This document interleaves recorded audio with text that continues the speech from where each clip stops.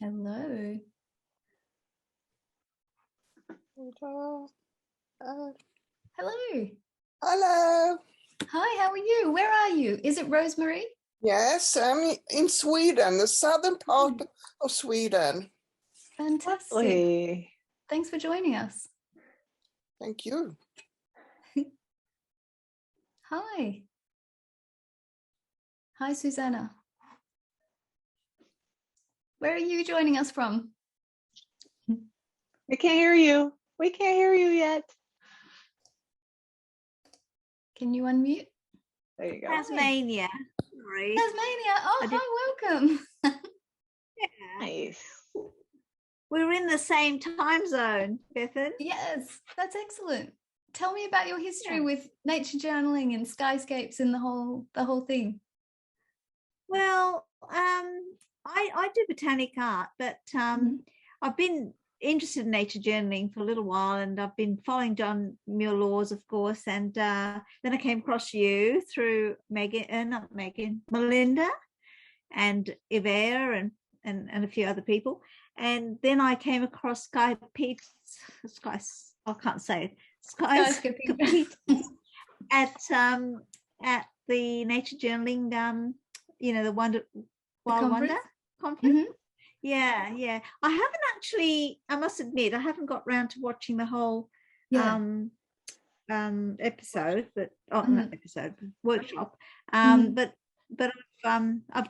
I think I can still access it. I know that they did say that you can access it till next year. So I do plan to go through all the ones I missed because of the time difference. There were quite a few that were in the middle of the night for you and me. Yes. Did you get around to watching them all? No, we were just talking, Kirsten and I were just talking about that. I haven't watched them. I find we're talking about how hard it is to go back and watch things that are pre-recorded to find the time to do that. You said that. Yeah, I've got that problem too, even though I really, really want to watch them, but it's making the time. Yes. And when it was actually on live, we just made the time, didn't we? We just dropped everything. Yes, that's right. It was on. But when it's a recording, it's a bit different. Yes, and you also have this feeling like, oh, it's not imminent, so I'll just do this other thing, and then it just never comes, and then it comes up to the time when they're about to cut off, and then you have to binge watch them, and then you don't get them done. And I'm the same as you. Rosemary, I would love to hear from Rosemary too. And we have another person that joined us to find out how you guys found out about Skyscapitos. I'd like to know about the name and how did we get that name? I'd love to know that. So the Skyscapitos is because John Muir Laws talks all the time about little landscapes, and he calls them landscapitos. And so when I was talking about little skyscapes, that just was the natural pun, play on words. It's a very California thing to do, to add the ito because of the Spanish influence in California. Okay. So I lived in California for 10 years or 15 years, excuse me. But ito. And here in Germany, we'd say, I can't even translate it right now. I don't even know how to translate it, but I live in Swabia, so we'd add not a ito but a la on the end, so it'd be Skyska. I don't know, Skyska la. But anyway, I want to get to. We have another person that joined us. I know, Bethan, you're taking care of it. So, Rosemary, tell us how you found out about Skyscapitos, and Bethan also. I mean, I saw it on Facebook and Nature Journal Club and on the Exploring Overlaps with Rosanne Hansen. I thought it was a fun way. I haven't done any Skyscapitos yet, but I will. Neither have I, to be honest. I'm all about the cyanometer. That's wonderful. Thank you for joining us, Rosemary. And we've got two other folks joining. We have Ilona. Is that how you pronounce your name? Yes, that's my name, Ilona. You hear me? Huh? Yeah, we hear you. Where are you right now? I'm in France. Oh, wow. I am from Holland, but in the summertime we have a house in France, so I'm in France right now. Thank you so much for joining us. Can you tell us a little bit about you and what you love to nature journal? Yeah, I did international week from the nature journaling. That's the first time that I really enjoyed it, but I really understand what it was about. Because I did for 2 years the sketchbook revival.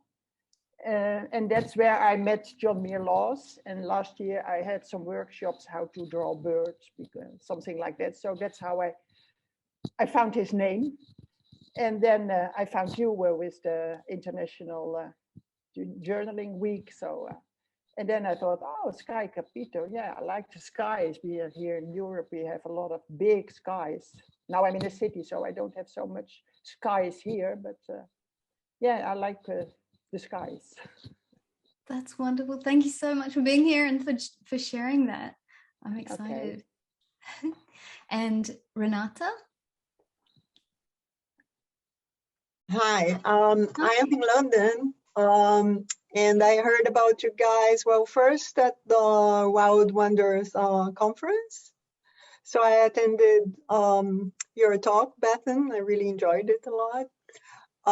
And then a couple of weeks ago, Roseanne Hansen was also talking about this, and then I got a message last week about that. Yeah, so it's a great idea.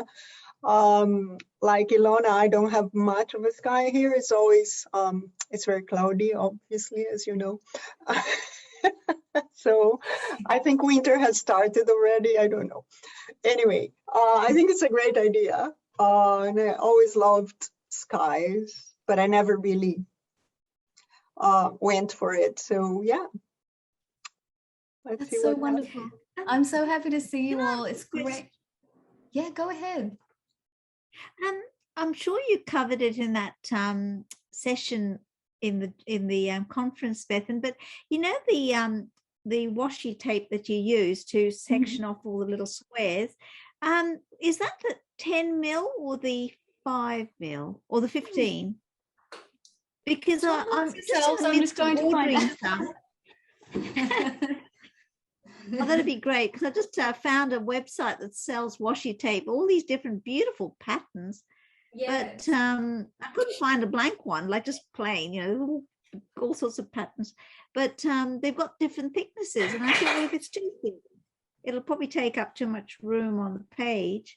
So it could be probably a 5. No, 5 would be too thin. So maybe it's a 10 mil. Just guessing. Yeah, but I thought I'd better check. Yeah. I used the masking fluid for that, just because I have it and I don't really use it for anything. So that's a good idea. Yeah. Yeah. So Susanna is referring to this is the one I did for the conference. And that one. Yeah. It's the tape that I use to make these squares. And I have it here. It is 6 millimeters. 6? Oh, well, they have 5 or 10. Yeah, I also have a 5, which would be just completely fine as well. There's 5 would be okay. All right. So washi tape doesn't stick too much to the watercolor paper? No, it's perfect. It just seals it perfectly and then is really easy to remove. So and it just I use like Renata. I use masking fluid. I make it ultra complex and well try. But it's, you know, I like how neat it's so neat, the edges of that. It's just beautiful. Lovely. Yeah. But you know, if you buy low tech masking tape, so there is one kind that is low tech and it's pretty cheap. And yours is very wide. I think that's the magic. Yeah. If you cut here with a blade, it works. I mean, yeah. Anyway.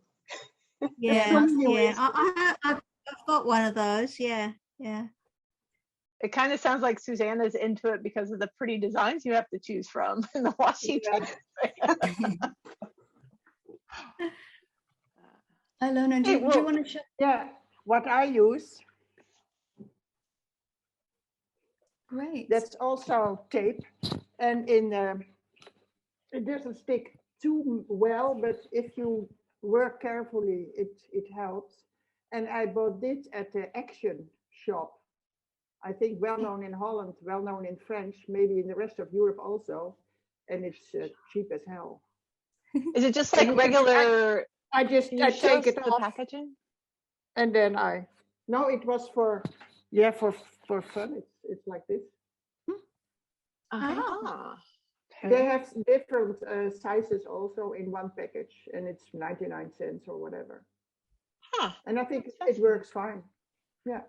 You have Actions near your place in Europe?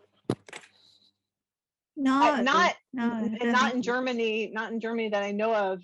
We have sort of the cheap stores, like the 99-cent stores, which might be the equivalent. But they're not called Action. They're called. I never go. I haven't gone in them. I just remember it's, of course, like an artist can. I can't remember the name of the store, but it's a blue and yellow sign. Yeah, Action. It is originally a Dutch company, and but they're now here in France also. So maybe they come to Germany or whatever. I don't think we have that in England. Yeah. I love the clean lines. I mean, sorry. That's Sorry, okay. I was just gonna say I love to talk about all these different tapes and stuff, because I get very annoyed when my watercolor leaks under a tape line. That it destroys my ADHD clean line session. True, but I just discovered this, and Bethan probably would like to know that because you're in Australia. It's an online company called washiaustralia.com.au,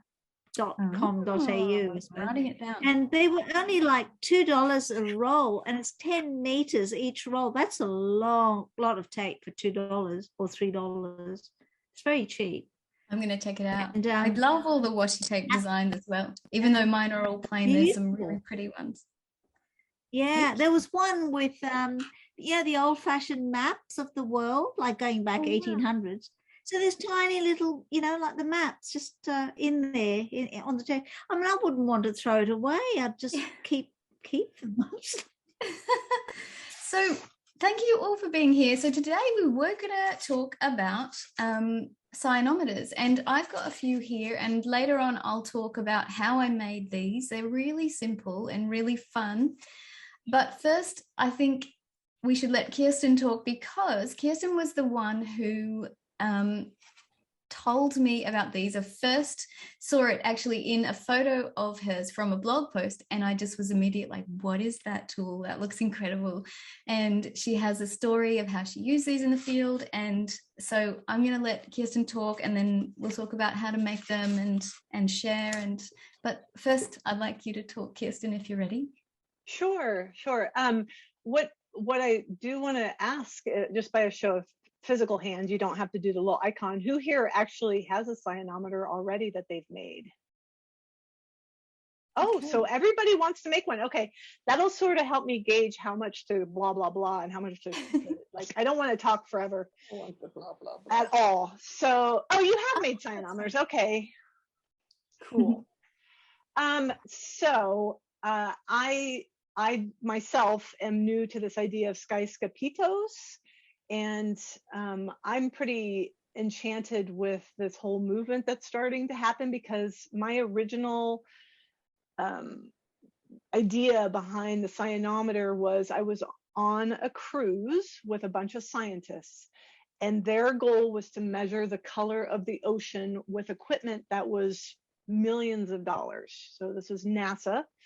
They take satellite photos of the Earth, and they try to look at phytoplankton production by color, because phytoplankton add color to our oceans.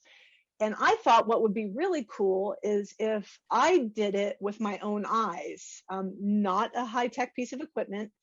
And at that time, when I was getting ready to be the artist at sea, I happened to be reading a book called The Invention of Nature, which is about basically the father of ecology, Alexander von Humboldt. He was alive during the time of Napoleon. He's Prussian, ex-German, whatever.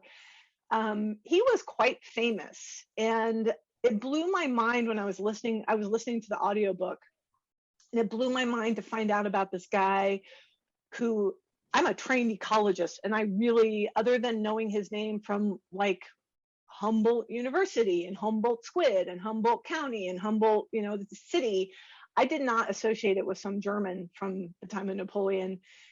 And he was one of those people that was the founder of looking at world ecosystems. And he used the cyanometer that was invented by this young Frenchman, or Swiss guy. Sorry, I keep saying Frenchman because he has such a French name, but he's Swiss, Dissocié. And the cyanometer came in conversation that Humboldt actually used it to measure the sky and the sea. And I was like, shit, sorry, that was recorded. Shoot, for anyone who doesn't cuss, I'm sorry. I try to edit. But I was like, holy cow, I really need to look this up because I'm going on this cruise on the ocean. What is a cyanometer?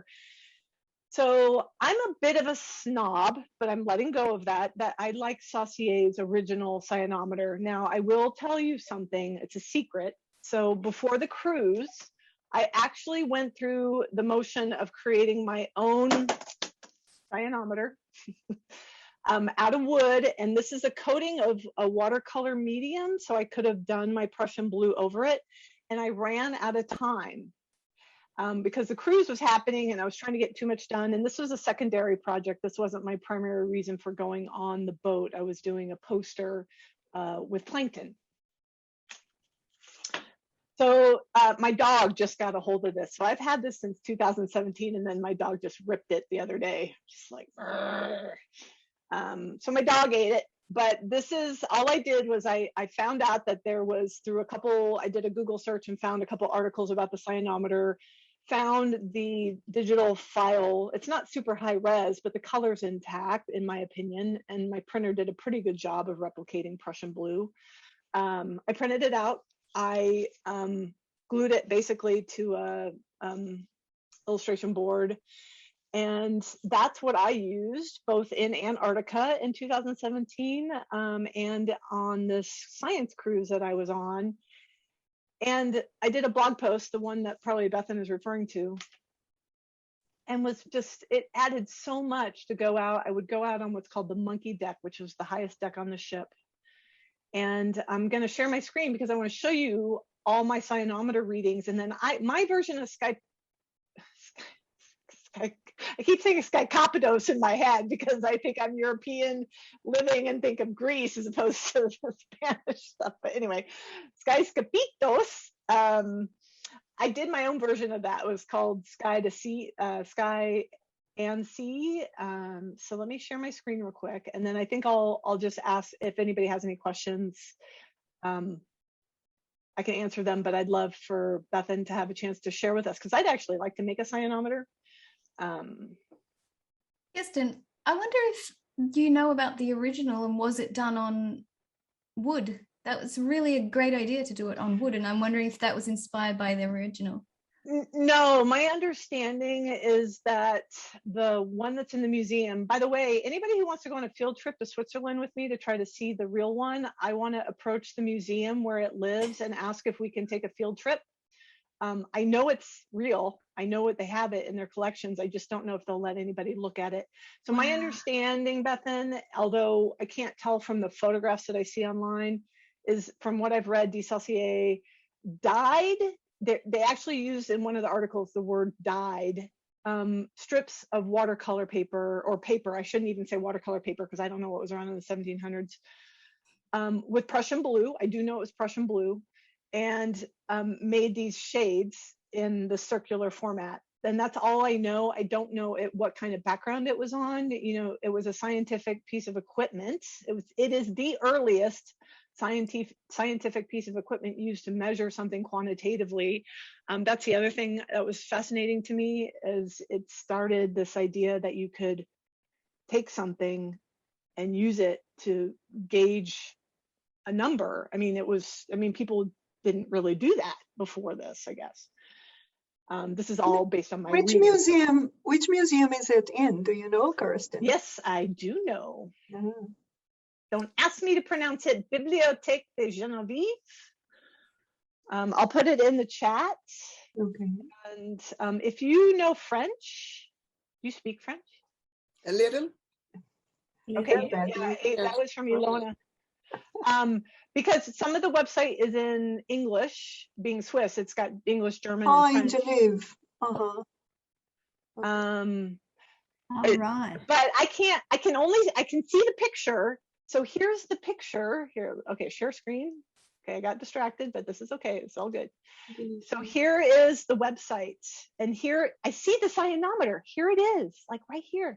And then when I click on it, it freaking goes to French and I have no idea what to do. Oh, So the goal would be to find out.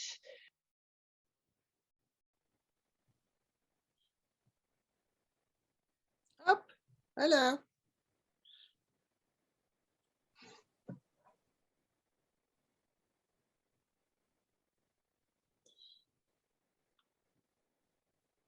that was just frozen, I think. Yep. Kirsten, can you hear us? Uh-oh. I think she might have dropped out. Yeah.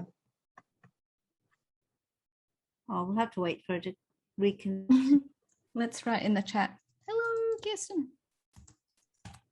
It's funny, it says at the bottom Liverpool, and there's some British things there, so maybe there is a translation somewhere. Oh, she's dropped off completely. Probably trying to come back. Yeah. Where I can't find even the French text. I can read French.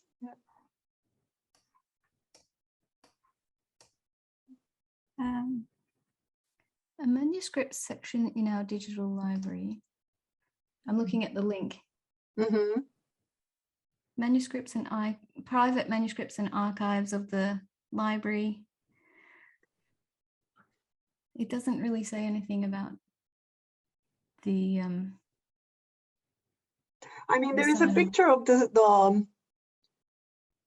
cyanometer, but when I click on it, I don't see it anymore. Yeah, then it just goes to the words about the archives. Oh, here she comes. Welcome back.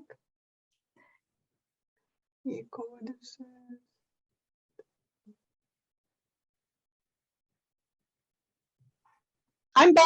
I'm really sorry, guys. That's okay. We were just looking at that website and it just goes to manuscripts and archives. It doesn't say anything really about the cyanometer specifically. So just so you know, so not everybody here does it, but I'm going to call, there's a phone number listed for a curator. And so I'm going to call it and ask him in my bad German if he speaks good English. And if he does, I'll start a conversation that way.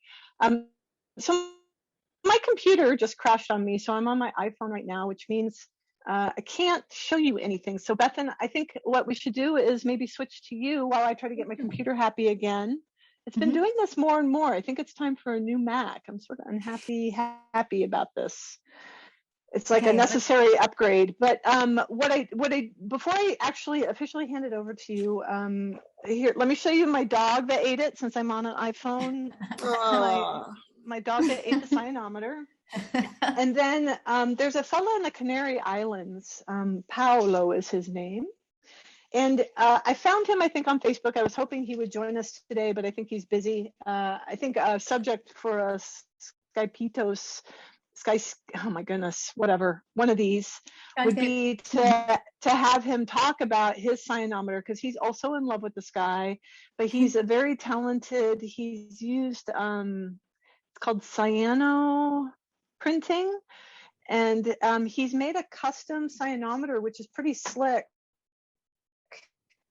It's not quite the right blue in my opinion, but it's pretty nifty, and it's really nicely made, and it comes in it wasn't that expensive. I mean he's not like trying to make bucks at it or anything, but what I was impressed with was to find this person who had kind of done something that I think is a great thing, like make a cyanometer, where I was just printing one out. But I also like this idea of the watercoloring your own.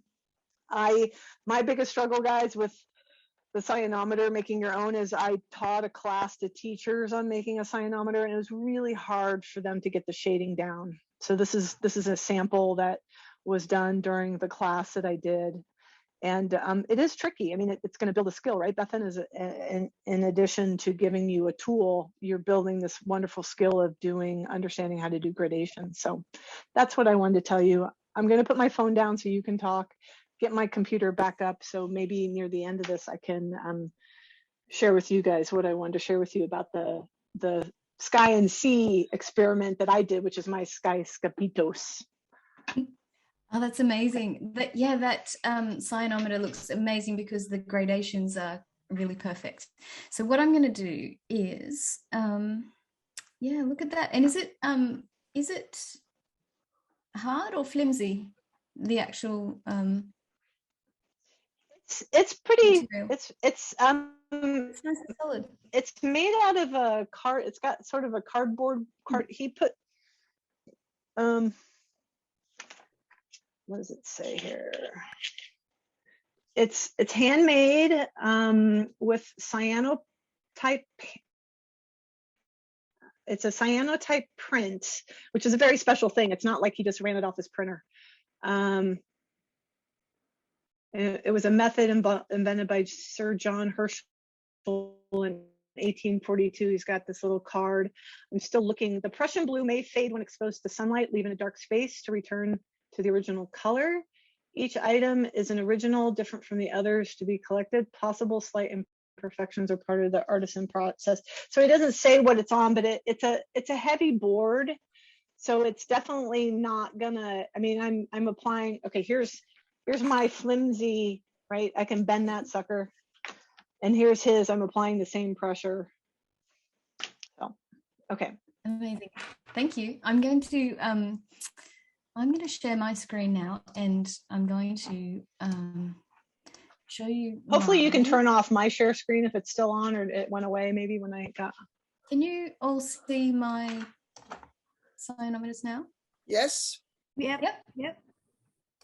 Great. Yeah. So I made a bunch. This is the one I made first, and I used the colors that I think match well with my sky, and I actually used manganese blue hue, and I mixed that with hold on, I'm just going to manually focus this.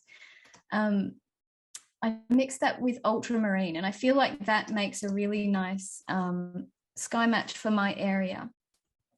And this one's really simple, and this was my first one, so I wasn't really sure what I was doing, and I did the numbers on the back. And I'm not sure that this is a great idea because when I hold this up to the light, when I'm holding it up to the sky, I can see the numbers behind. So I prefer this method where the numbers are underneath. But I really like the color match for this one. And so I started off with a really dark mix. And then I just gradually added like a drop of water and made it less and less strong until I get here. And as Kirsten said, this is like a really important technique for watercoloring. And it comes really naturally after you've been doing it for a long time. And when I do beginner watercolor workshops, I forget that it's not something that comes naturally, that sort of water control and getting the right amount of water to get a gradation that's consistent. So that's a challenge when you're just adding a drop of water, to know how much and if it's going to be too much or just the right amount or not enough. And these ones I copied de Saussure's idea of having just straight up Prussian blue, and I did this in two ways. This one I did the same thing where I started really dark and added light colors, and this one is a bit different. So this one is easier to control, but it takes a really long time. So what I did with this one is I started with a really light mixture, like water with just the tiniest touch of pigment. and I painted all the way around here. And then I let that dry. And then I went to number 2 and I painted all the way around again.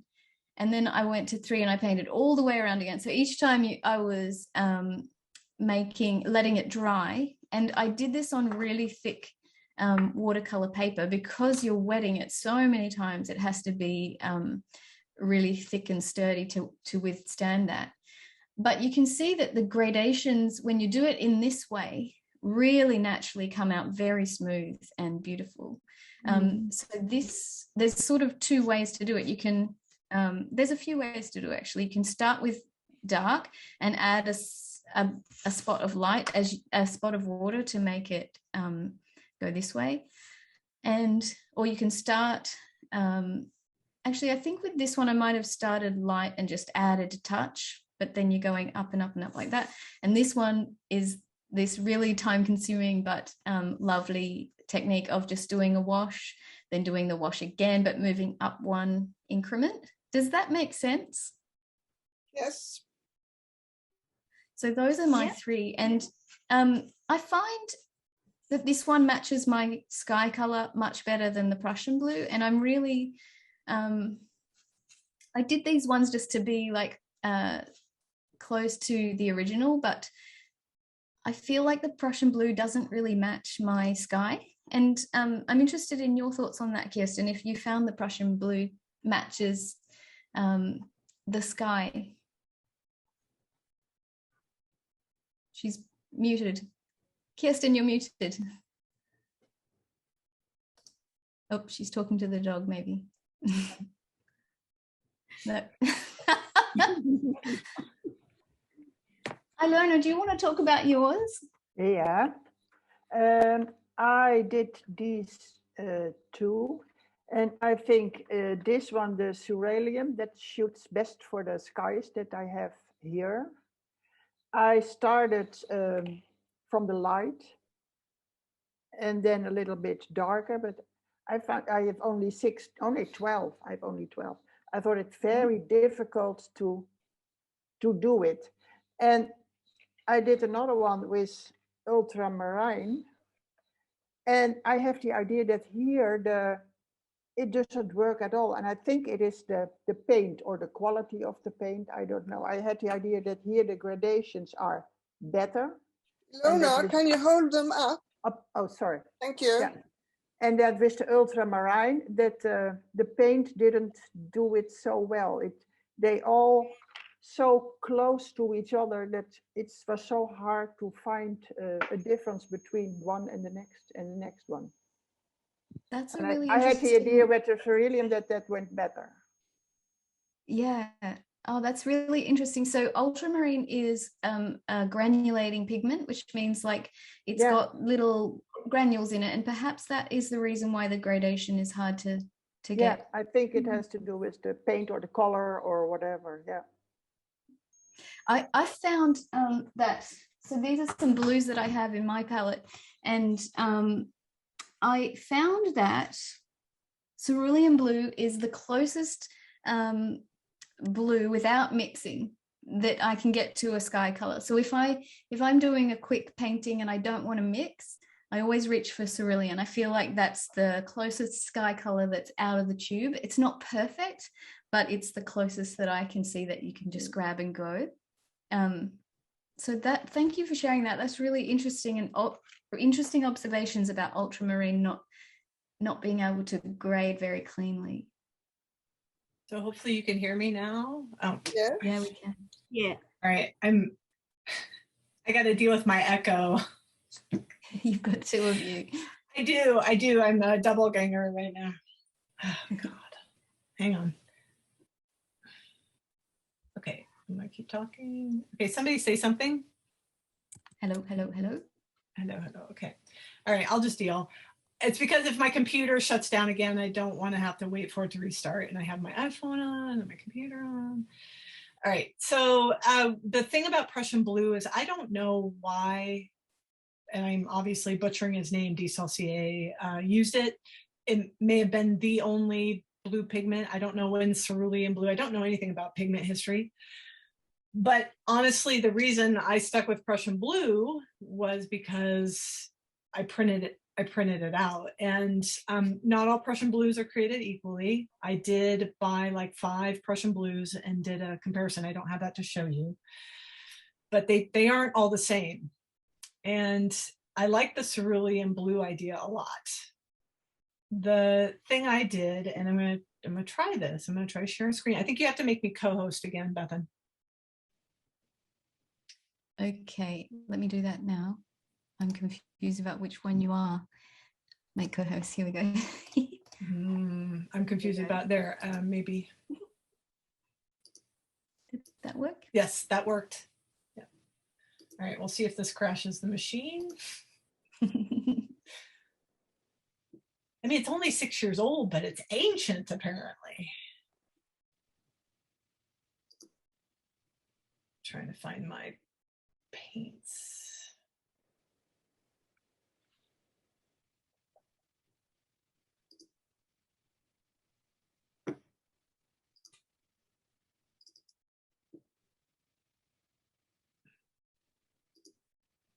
There we go. And now it's not on my share screen. Hang on a second. But then, just out of curiosity, what is the camera you're using for document sharing? I saw your ePivo app. Yep, it's called iPivo V4K. It's a cheapy version of the iPivo. There's one like pricey one, and then there's a cheapy one, and this is the cheapy one. I'm really happy with it. It just does its job. Yeah. Okay, so hopefully you're seeing a picture of me a few years ago. And so Yep, the blues that I tried out for my experiment for my Skyscapitos, which was what I was calling Sea and Sky, is that palette in the front. And I had Prussian blue in there. I'm sure I had cerulean blue in there. And I ended up using a mix of everything to try to nail the color down. So one aspect of doing this was to actually do a cyanometer reading. And the other one was to create, so here's my cyanometer reading. Can you guys see that? Mm-hmm. Mm-hmm. So this is every day at sea. I would go up into this monkey, I already forgot the name of it, the highest part of the ship. And I would take my picture. I learned a lot about cyanometers from doing this, that you kind of have to have the sun behind you, shining on the cyanometer. And I also, in this case, tried to always hold the cyanometer the same.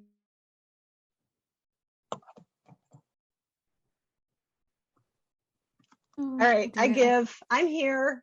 I'm still here.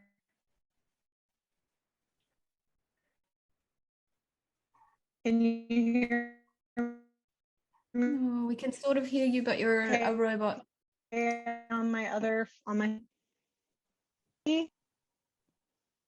poop. I'm here. Can you hear me? We can hear you. Yep.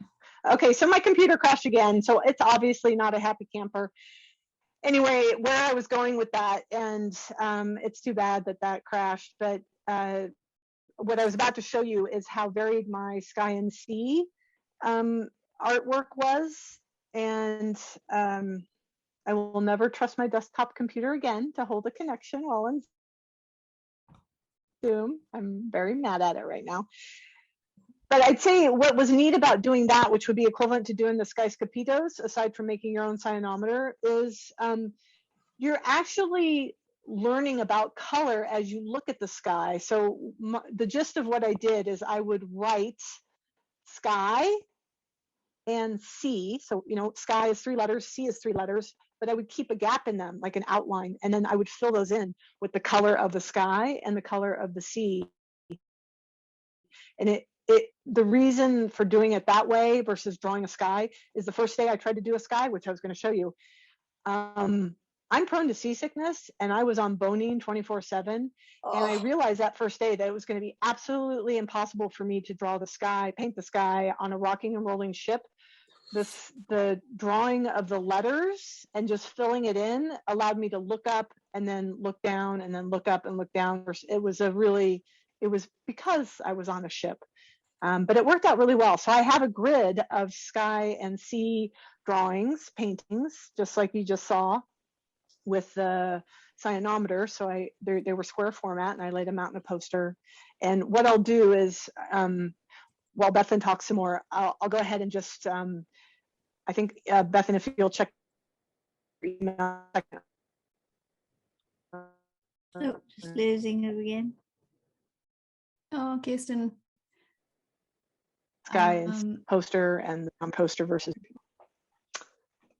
I think I missed what you said, but I found something from your Fathom Antarctica journal. I've posted it in the chat. I think she said she wanted to say that she was going to email you the files, right? Wasn't that? Okay. Yeah. Yeah. Yes. I had the impression she was trying to say that. Yeah. I'm wondering about this color of the sea and the sky and how much they changed and how much of a range they were on the cyanometer, because the original has, is it 52 increments? It is 52, yeah. And I'm wondering about the range. Did you find that there was a really wide range or just a short range? So I think the most important thing that I have to share is that looking at the ocean is completely different. I mean, you talk about learning how to keep the sun behind you with the cyanometer when you're trying to read the sky. The ocean, you had to deal with the sun reflection. So at the core of doing that was it just rose my awareness. But most times the ocean was in the high 40s. I mean, the ocean was consistently here. And on a stormy day, it was great because it was matching the sky. So it really, I would have to look down into the ocean. I didn't even attempt to take pictures. So again, the reason I took pictures like this was because, if you look at my pictures, is because this is more the color of the ocean. This is more the color of the sky.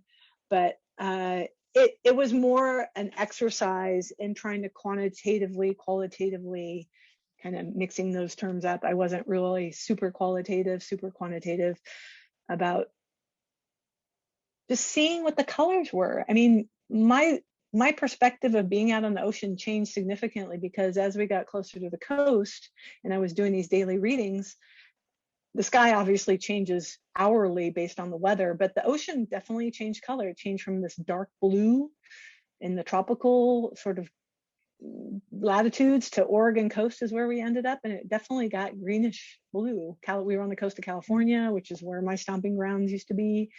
I was like, yeah, it's actually really cool to kind of see the hue change.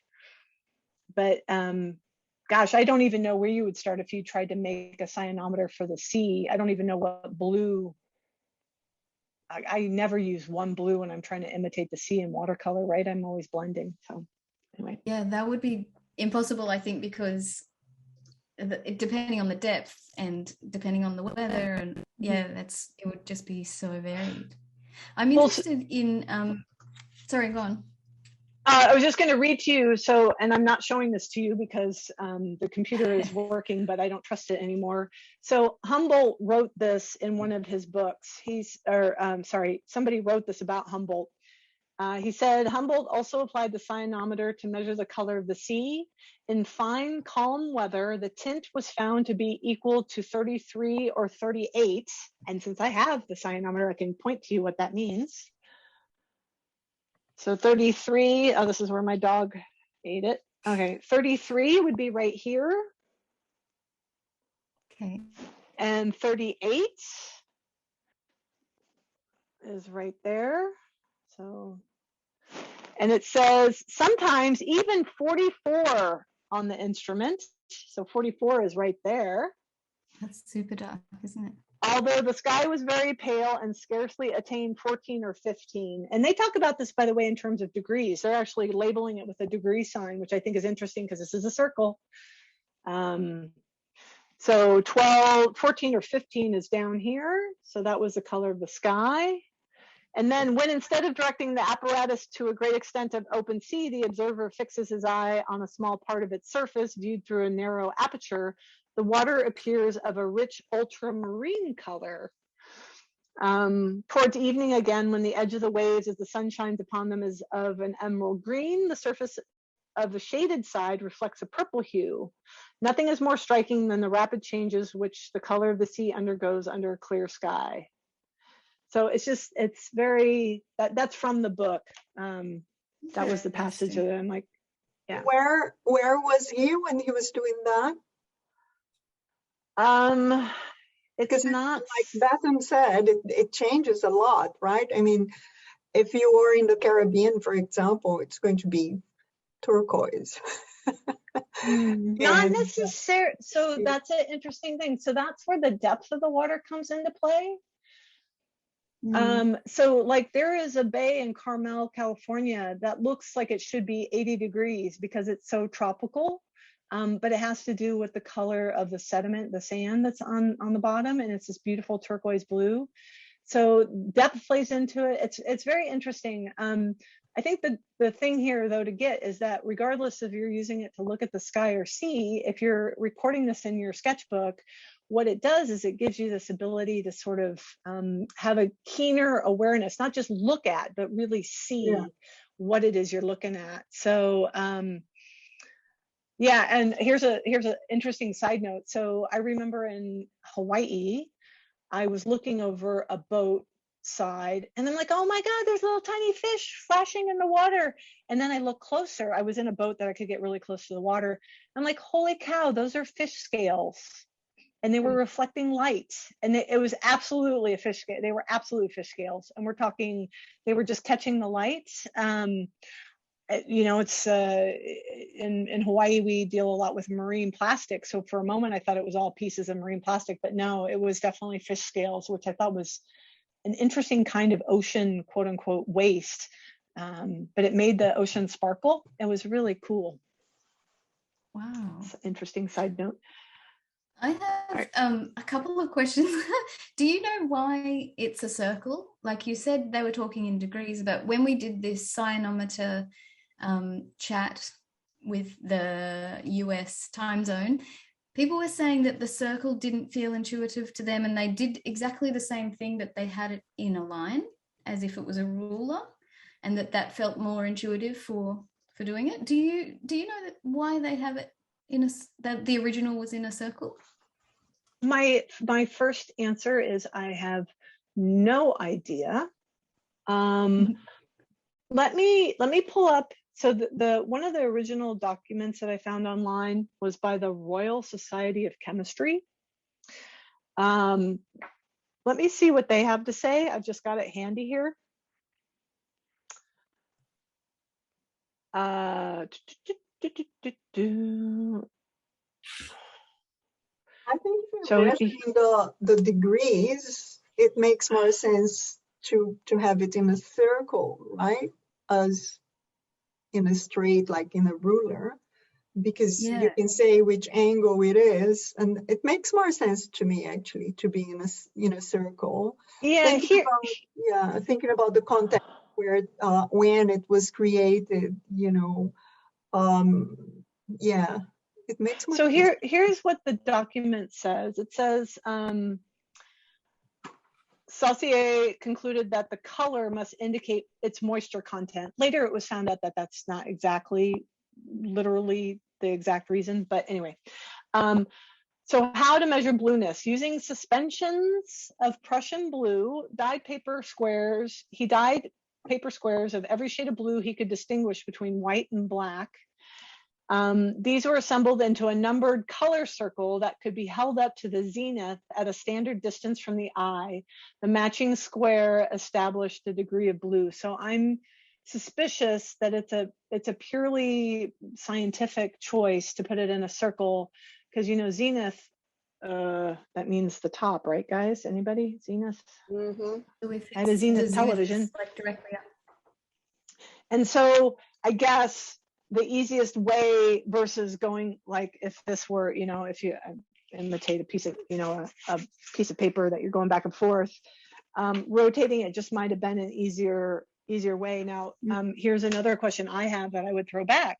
We all, if you've been doing watercolor for a while or any kind of color work, you've probably had it come up that color influences color. So if you have a blue next to a green, the green and blue are going to influence each other. That's just the way color works. They're not isolative. They work together. So one of the things I noticed when I was on the ship is I would have to close one eye and I would have to really just focus on, and I was being very scientific, and that I was trying to hold the circle the same arm length distance when I was doing the reading. I actually don't know where those numbers are either, but it was hard because I always tried to pick the bluest piece of sky, but it varied if you were at the horizon or up higher. And so there's a lot of variability here. I think, Beth, and I kind of answered your question that I think it was for ease of use. And also remember at the time they were backpacking all their scientific tools with them on their backs or whatever, or in boxes. Somewhere I read that they put all this stuff in boxes. I'm like, you're carrying 50-pound boxes on your back up a mountain? And so probably, having a 1 meter long stick with colors on it just wasn't practical, as opposed to a circle. It's kind of lots of colors in a nice confined space. That's my opinion. But it's a question that I'm going to write down because I'm curious now. To me, I think that's much more romantic to have a circle. I don't know why, but folks were saying it's not as practical for them. But on what you said, because on every day the sky is bluest directly above, and it gets paler and paler towards the horizon. So standardizing where you took it in terms of like the angle of your arm would be important if you were going to take a measurement daily or something like that, just so that you weren't being the changes influenced by that natural phenomenon that the sky is bluest at the top. I have another question. I hope I'm not asking too many questions of you, but do you know why he's got a white blank space halfway along his so he started off with a white and a black. So I don't think he actually meant black. I think he actually means like full pigment. So that was just so he could get the lightest shade at number 1. But no, I mean, but then almost halfway along on the opposite side, could you hold it up so I can show you? I think that's an art. Oh, you're talking about this, aren't you? Yeah, that bit. Yeah. I think that's an artifact of it being held together. Like if we ever see this in person, and I want to see this in person, I bet it was based on, like, if these are little chips, there must be a reason why I know I used it for horizon line, but I don't know. That's another really good question. I've never thought to ask. I just that blank space.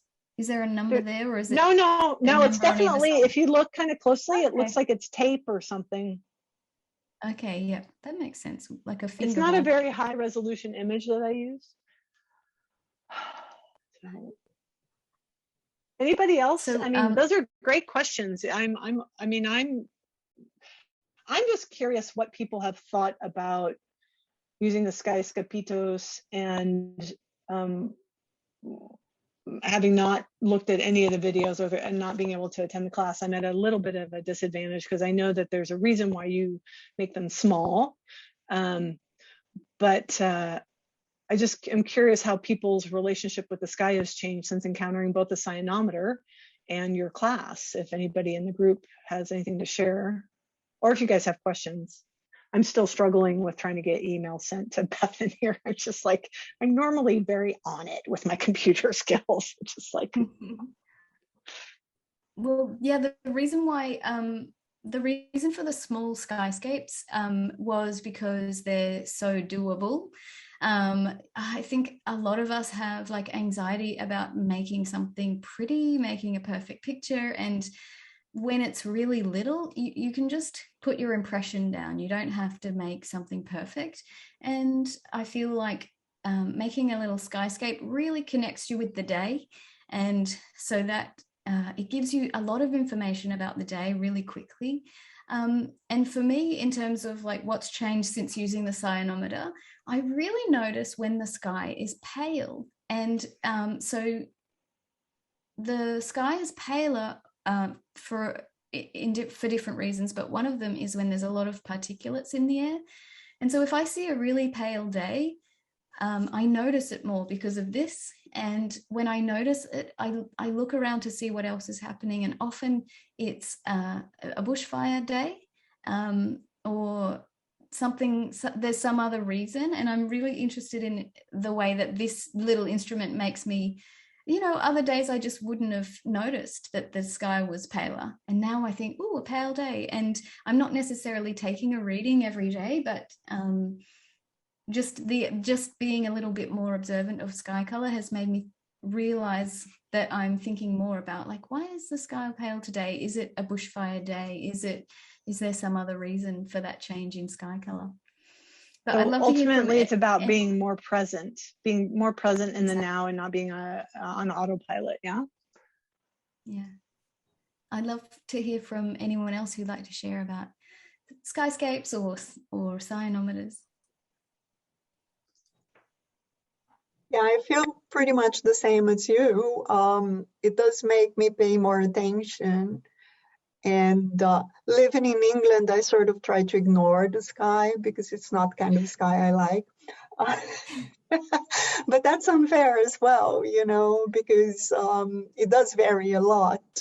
And it is very interesting to be in the now, right? So, but I also like the variations of the now, you know, like when you pointed to different places in the sky, or even within the circle, you can see different variations of blue, right? So so it definitely has made me more aware.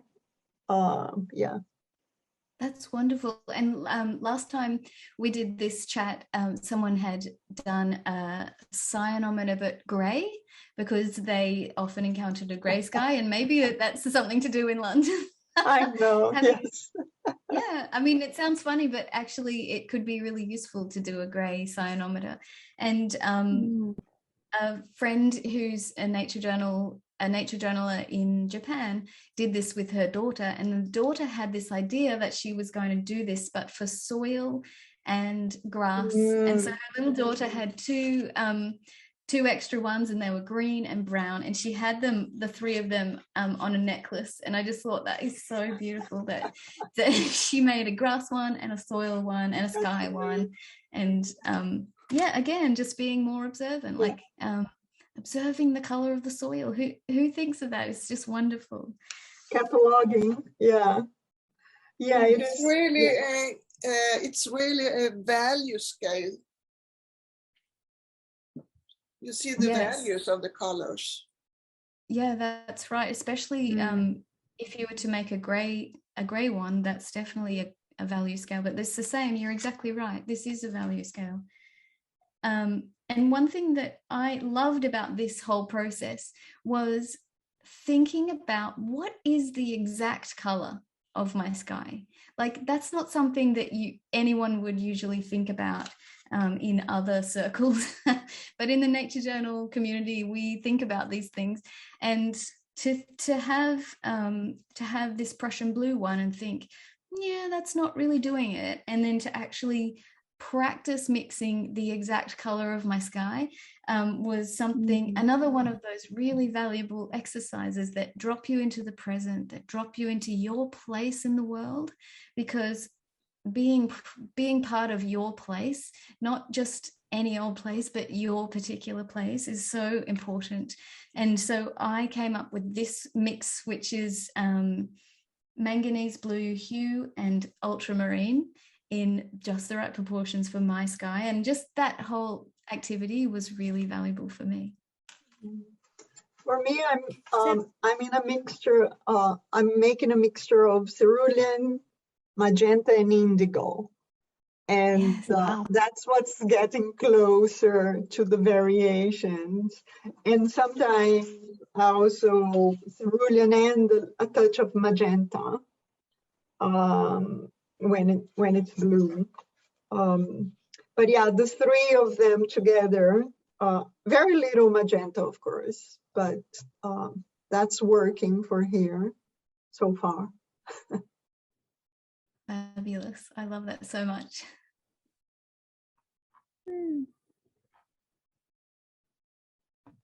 How are you going, Kirsten? You look very serious. Oh, we can't see. We can't hear you. She's gesticulating. Yeah. You're getting that view that my phone gets this view all the time of my face. So I'm trying to get you guys the cyanometer and the what color, the sky and sea exercises. So I had to transfer it to my phone, and now I'm trying to get it. Hopefully you can hear all this, but. Yes. So I don't know if Okay. you know, but I'm just going to embarrass Kirsten for a little minute, because Kirsten is an artist, an expeditionary artist, and she has done nature journaling under the sea ice in Antarctica. So she has done some pretty wild and amazing things. Well, and please plug the thing you did for International Journaling Week, or you had me do for you for International Journaling Week. I'm still struggling with trying to get this thing sent. Just like. So I met Kirsten actually on Facebook. Well, no, I found out about her. She posted something because she was part of an Antarctic artist exhibition that was online. And I saw what she had done, and I thought, I have to talk to this person, because I have a podcast all about nature journaling. And I thought, I'm going to interview Kirsten. I messaged her straight away, and she said, yes, she'll come on. And so we had this long chat about her amazing adventures in Antarctica, sketching under the sea ice. And our conversation was so long, I made it into 2 podcast episodes because I didn't want to edit it. It was amazing. And then for International Nature Journaling Week, Kirsten took us under the sea ice to journal with her. So it was a Zoom, it was a, what do you call that? Virtual field trip. And that's still on the website. Actually, I'll find it right now and put it here so that you can nature journal with Kirsten if you want to. Right.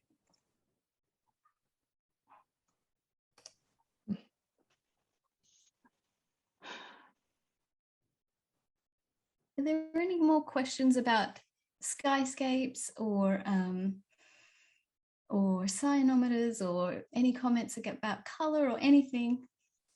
Feel free to jump right in whenever you feel. Yeah, I've got heaps of questions, but I think I've just got to go through the lesson that you did before ours, because it probably got all the answers on there. I've got to start doing it. So I'm just trying to think of our skies in Tassie, and we just have so many different ones. It's just never one blue, it's all different.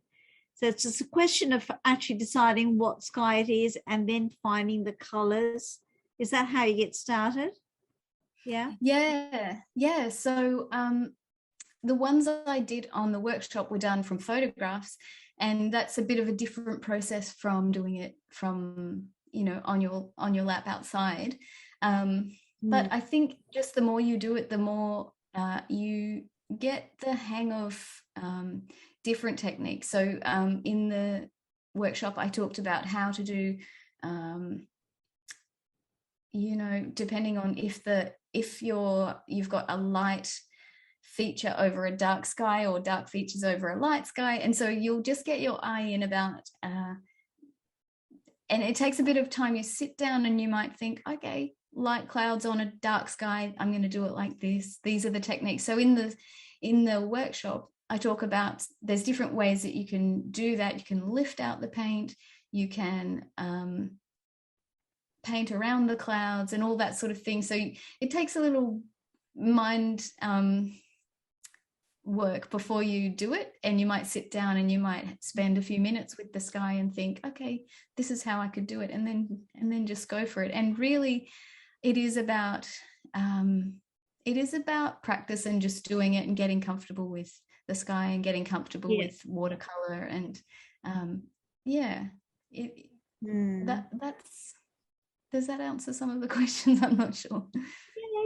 Yeah, it does. I was playing around. I'm not going to show you what's on this other side, but it was just absolutely a mess. But I did a couple of little ones here. Yes, fantastic. I haven't finished them. I mean, I've got to do the rest of that landscape. And there was another little one there. Yes. It's one of those sunny days. Yeah. Yeah. And what techniques did you use? Wet on wet? Did you leave the clouds and paint around them? What did you do? Wet in wet, really wet. So because it's 300 GSM Arches paper, rough. Is it rough? Yeah, it's rough paper.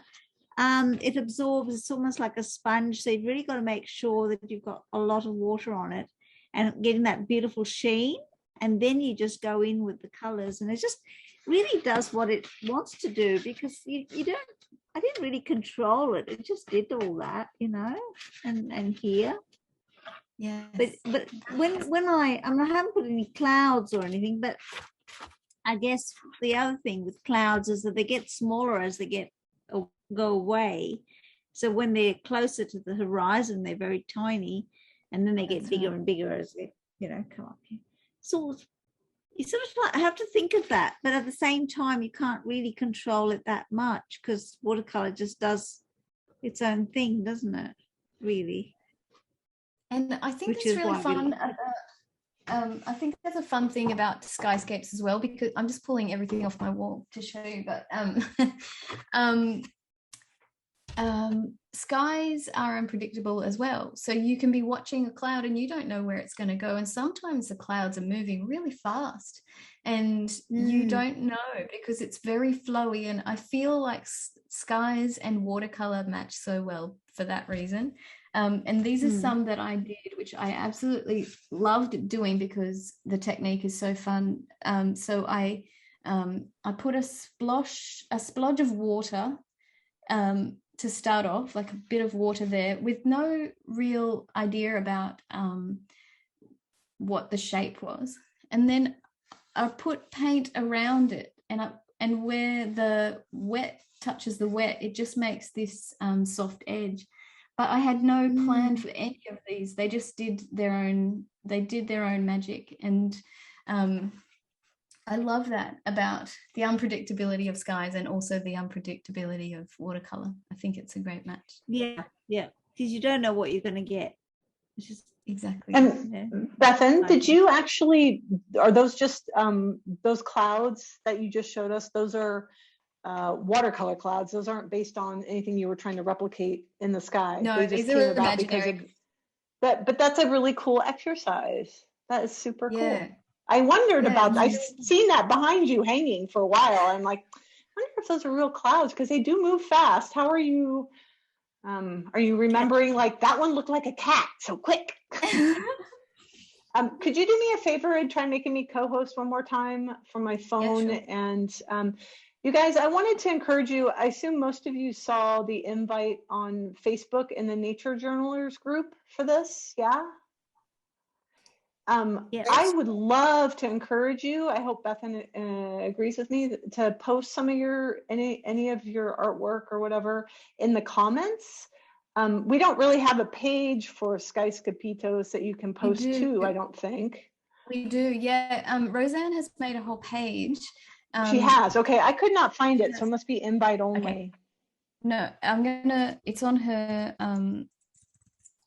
It's on her website, and I'm going to find it right now and put it in the chat, because she's got a Padlet where you can post photos, things. Here we go. So it's a whole page just for skyscapes. Oops, sorry. That's not supposed to be sharing. Darn it.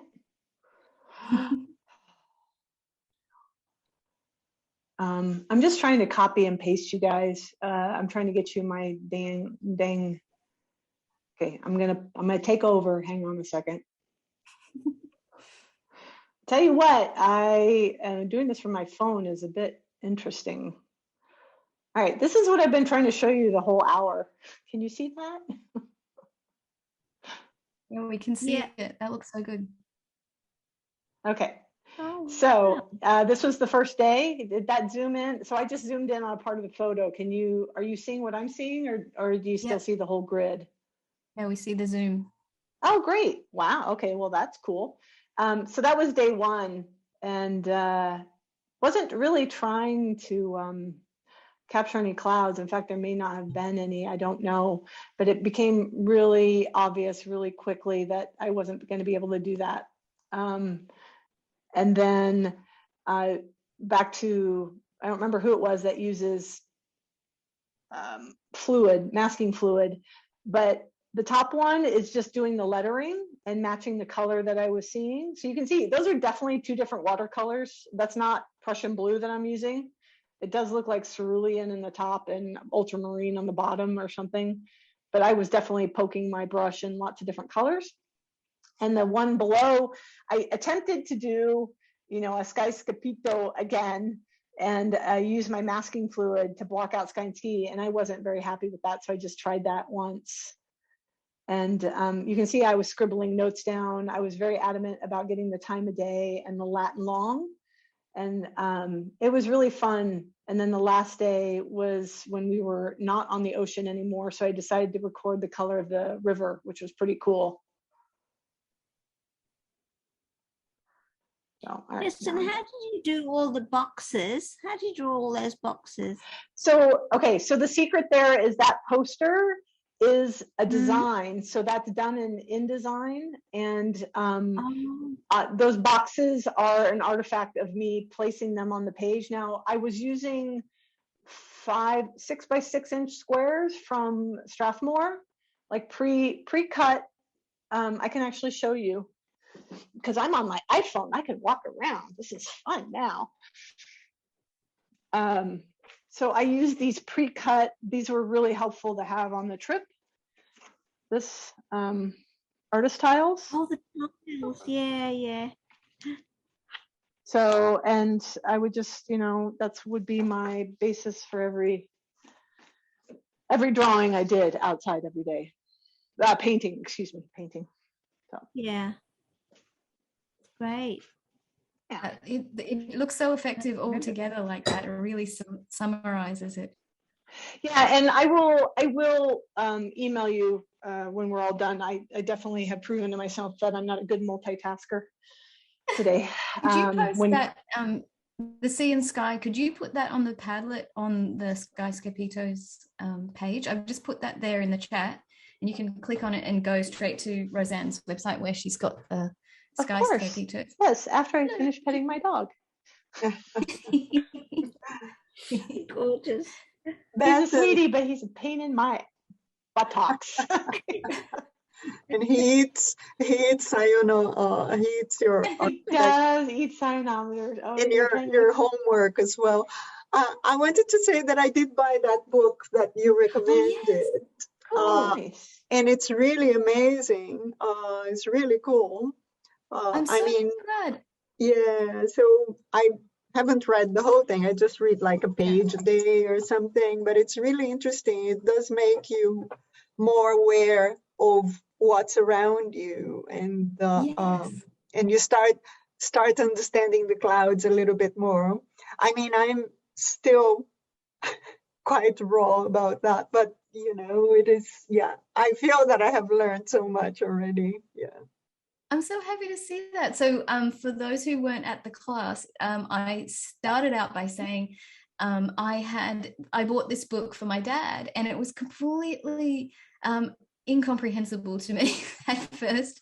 And so classification of clouds is full of letters and numbers and symbols, and it just was impenetrable to me. And I put that book to the side. And then later on, I came back to it and realized that there's just 10 genera. And when you know the 10 genera, the rest of it just sort of parts the confusion, and then I went back to that book that Renata just showed, and you start to realize, yeah, this isn't as hard as it first appears to be. No, and it has amazing pictures as well, you know. Yeah, it's really cool. Yeah. I mean, it is complex, that's true, but it's a reference book, right? It's not something you're going to read from beginning to end. Yes. But yeah, quite cool. Very cool. Thank you for showing that. I really enjoyed it. Yeah, it has opened a new universe. Have you seen the little symbols?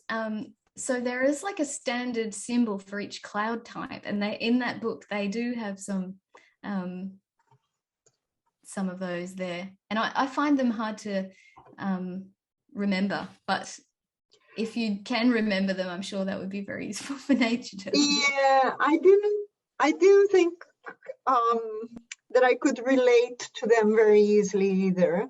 I preferred the ones that you suggested in your class. Yeah, I just suggested to make up your own that feel intuitive that you could remember. So I did do some stuff, you know. Yeah, like cool. a good I'm so happy to see. Yeah, no. Hey, do your show and tell a little bit longer, please. For those, like count to 10 and hold it up. Count to 10 so we can look at it. Yeah.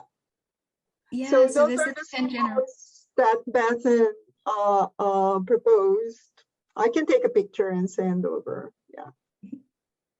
Because I don't have a camera right now. Yeah.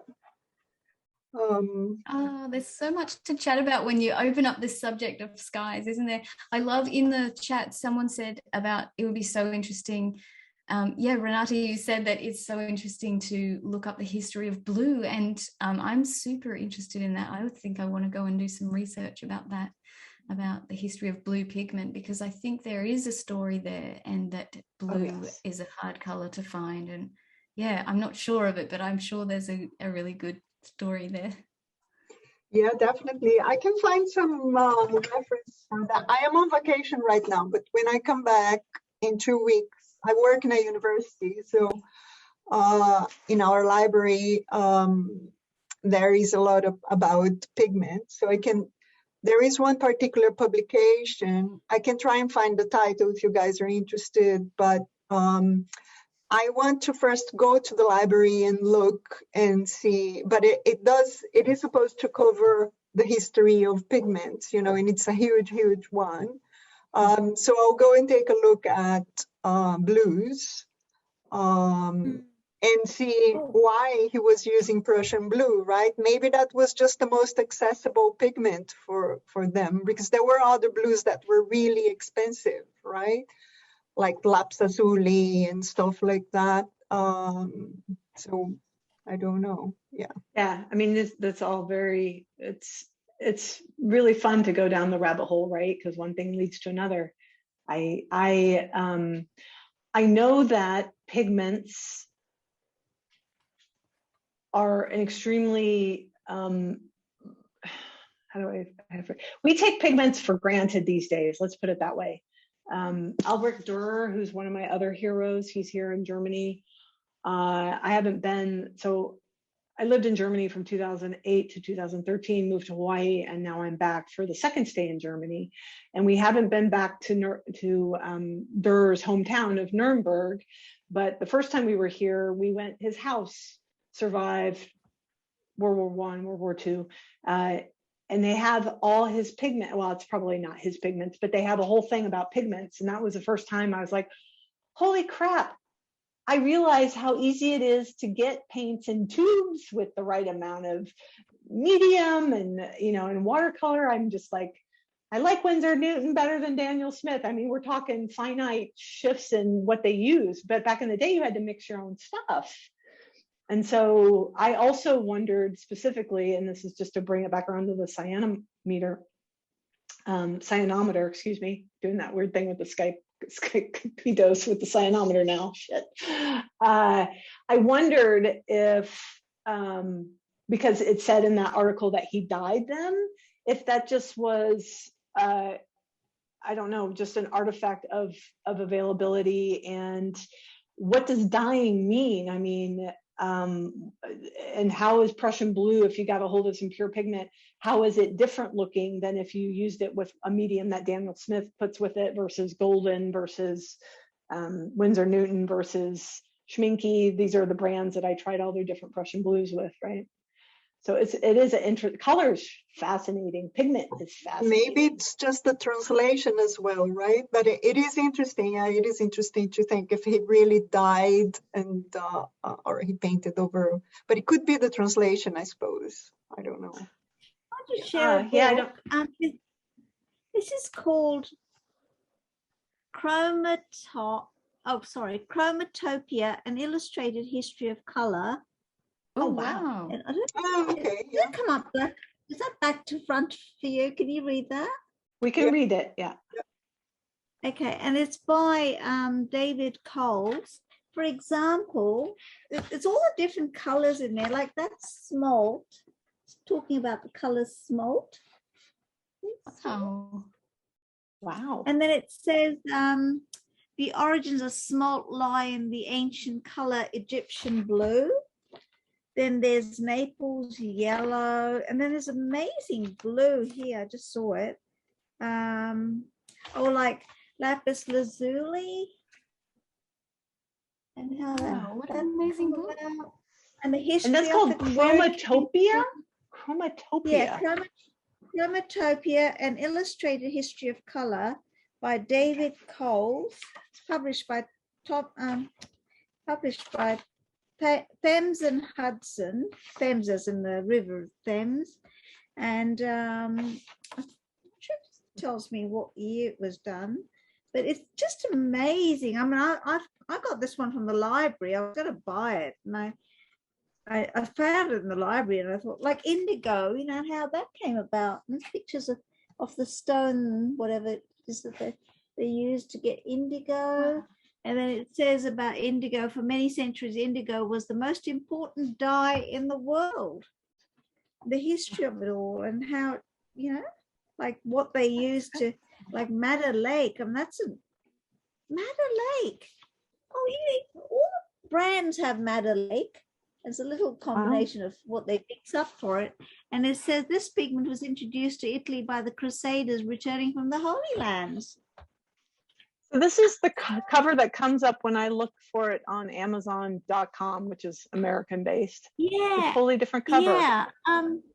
It's a different cover. So it could just be another print of the same book. This is the blue I was going to show you. Look at that blue. Wow. Blue Verdi. It's amazing. And it's called, okay.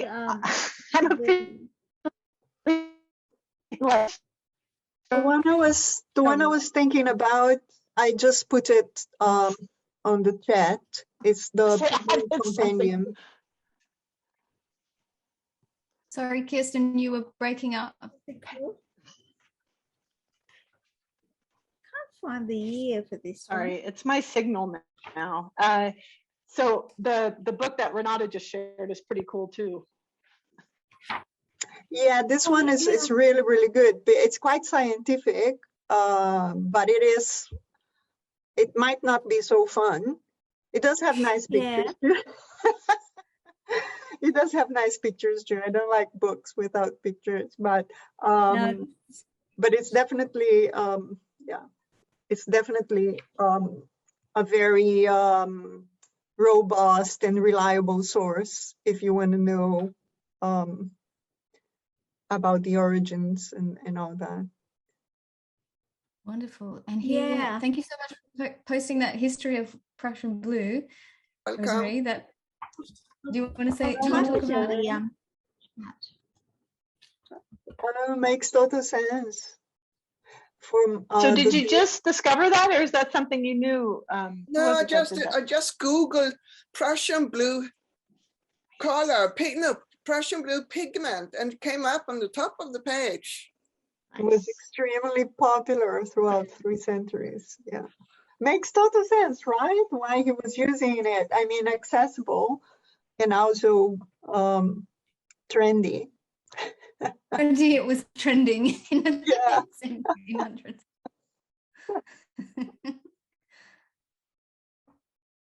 Interesting. This has opened up so many questions for me. I just feel like there's a color history rabbit hole we could go down. I love that. For sure. So I actually probably, how much longer, Bethan, do these, like how much, do you try to keep them to an hour? The other ones were, I guess I was planning an hour for this, but it's been just so full that we can stop at past. For me, it's almost 9:30. So if there's any other burning questions, we can ask them, and otherwise we can wrap up. Well, I definitely would love to do this again. I know that you guys have some bigger plans with the Skycapitos. I don't know why it's going to be like that now for months. I'm not going to get it right. I can't say cyano, what is it? I say Cyanometer. Yeah. The first time I saw it, I said cyanometer. How I say it. I was wondering if that was the correct way to say it. I think we're just making it up. We don't really know. Oh, okay. I can't even pronounce Sautier's name right, so don't ask me. It's like, I think it's de saussure. I asked a Frenchman. I think he told me de saussure. Yeah. Say it one more time. Benedict de saussure. Yeah.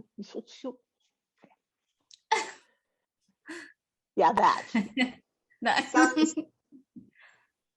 It's like if you say shoes in French, chaussure, it's like that, but saussure, je pense. And this would explain why I took German, because you pronounce every syllable. And I'm also trying to learn Swedish, by the way. Oh, wow. You can practice on me. Yeah, I står American. Yeah, I can't even remember how to say anything right now. I have relatives in Sweden, but anyway. So, but Bethan, we got a little sidetracked there. But just tell us, European folk and Tasmanian folk, when might the next meeting be, and what time? I know we were talking before everybody else got online about the timing in the US. Has anybody been able to make? Well, go ahead. You take over. Please. No. So we are making this up as we go along. After the workshop, there was a lot of enthusiasm about skies, and then we just had this spontaneous idea that we would get together to chat about skies, and then it turned into this Skyscapito Appreciation Society, and it seems like there is happening like a meeting a month, but at the moment, because of the organizers' time zones, it's not really fun time for Europe. But we do want to make it accessible for everyone, and I'm just wondering if this is something that people would be interested in doing again, and we can mix up the times so that everyone can be involved. Yeah. Yes, definitely. Thumbs up if you'd like to do this again. Oh, yes. Yep. Cool. Okay, so I will just chat with the others and see what we can do, but we'll keep in touch. And the Skyscapito's like hub is there. I'll post it again. I'm gonna post it here at the bottom again. And you can post things there. There's a little Padlet, so you can upload photographs, and yeah, that's where everything's going. There's some inspiration sky photos if you want to try that out as well. And you can sign up for the newsletter where you'll hear about upcoming meetups and all that. So we'll just keep in touch, and we'll see what we can do to make the time zone more accessible to more people. There is another meeting coming up, right? Isn't there? Yeah, there is. Yeah. Yeah, so we okay, so where's my diary? So what happened was Kirsten just put her hand up and said, I'd love to host one of these. And I thought, yes, because she knows so much about cyanometers, and it was from Kirsten that I learned about it in the first place. So we squeezed this one in between the others. So the next one is 13th. 17th of September for the US, and for me it's the 18th. For Susanna, it will be the 18th at 9 a.m. So, but we can, I think it's really important to make times that everyone can be involved in. So we'll just work them in, and we'll keep in touch about when we can all meet together as a group, if that is what is, if people are keen to keep chatting. I think it'd be great. The big thing I'll just say is I'll join the Facebook group. I'll get on the mailing list. It's been great for me to share with you guys. I did a little recap only of my Artist at Sea time on the cruise. But honestly, Bethan, doing this has really motivated me, because I have been struggling how to share the cyanometer with everyone. Like, I think it's a really cool thing. And I definitely, when I shared it with the teachers, I'm like, this is a way to look at the sky with a new awareness. It's a tool that shifts your filter, literally. So I'm pretty excited about this. And I didn't even get into it because of the computer issues. So I'm sorry about all the technical issues and the feeling that I'm in an earthquake right now, because I'm jiggling my hand as I talk. But I didn't even get to share with you some of the other resources. So we are not the first people that discovered the cyanometer, since de Saussure, whatever, created it. There's a person who did a sculpture of it, like it's a living, breathing cyanometer sculpture that records the color of the sky. There's an app you can get for your phone, which I have, but really haven't successfully utilized, where you can take your phone and point it up at the sky and have it take a picture, and it records everything. I mean, it's pretty interesting. There was a lady here in Europe that kind of, I didn't know she existed actually until Bethan asked me how I discovered the cyanometer. And because I live in Europe and I did a Google search, I discovered this lady who was doing blog posts about it, but it's been a while. It's been like early 2000s, I think, and she's kind of disappeared. I don't know what's happened to her. So the cyanometer keeps surfacing as a tool. It's pretty cool. So I'm pretty excited. Yay. I'm really glad that you guys all joined us. I love finding the Europolitan aspect to things, because I mean, it's great. I think expanding the reach of this is great. So yeah, that's fantastic. I'd love for you to put some of those things on the Skyscapito Padlet, Kirsten, if you feel like doing that. I have to be able to say the word successfully 3 times in a row. Oh, thank you so much for joining us, everybody, and we'll see you really soon. Yeah. Have a beautiful evening. Okay, thank you so much. Hey, Dora. Okay, Hey, Dora. bye, guys. Have a good day. Yes.